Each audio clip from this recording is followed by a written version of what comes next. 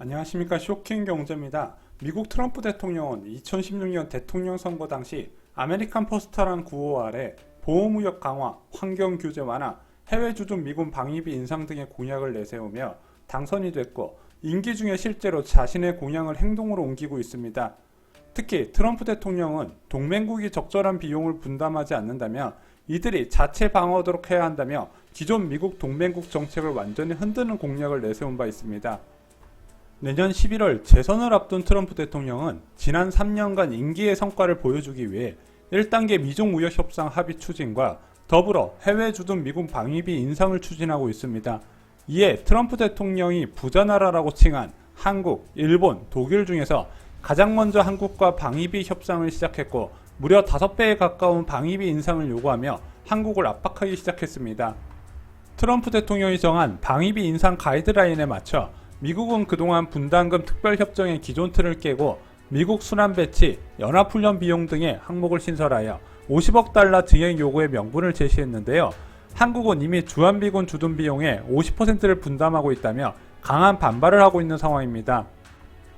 대선 지지율이 상대 후보에 비해 떨어지는 트럼프 대통령이 정치적 성과를 보여줘야 하는 타이밍에서 이번 한미 방위비 협상은 향후 독일, 일본과의 방위비 협상에 영향을 주기 때문에 미국 측도 절대 양보하지 않을 거란 전망이 많습니다.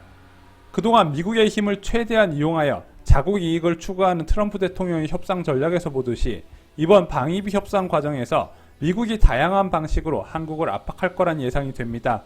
오늘은 방위비 협상 과정에서 미국이 꺼낼 수 있는 한국 압박 카드 3가지에 대해서 정리드리겠습니다.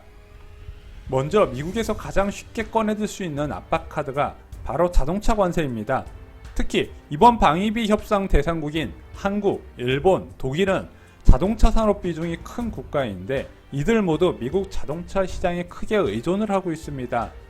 미국 정부는 미국 무역 확장법 232조에 따른 수입산 자동차 부품 25% 고율 관세 부과 시기를 5월에서 11월로 6개월 연기한 바 있는데 이번 방위비 협상과 연관될 것이란 전망이 강합니다.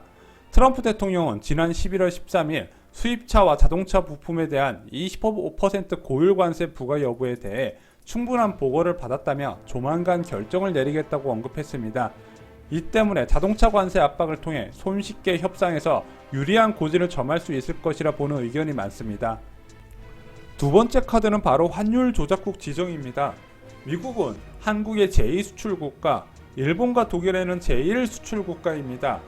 특히 과거 대비 이들 국가의 화폐 가치가 낮아진 상황에서 환율 조작국을 지정하며 압박할 수 있다는 관측이 나옵니다. 미 행정부가 환율 조작국으로 지정하는 기준은 3가지로 정해져 있지만 8월 중국이 환율 조작국으로 지정되면서 그 기준이 모호해졌다는 평가를 받습니다.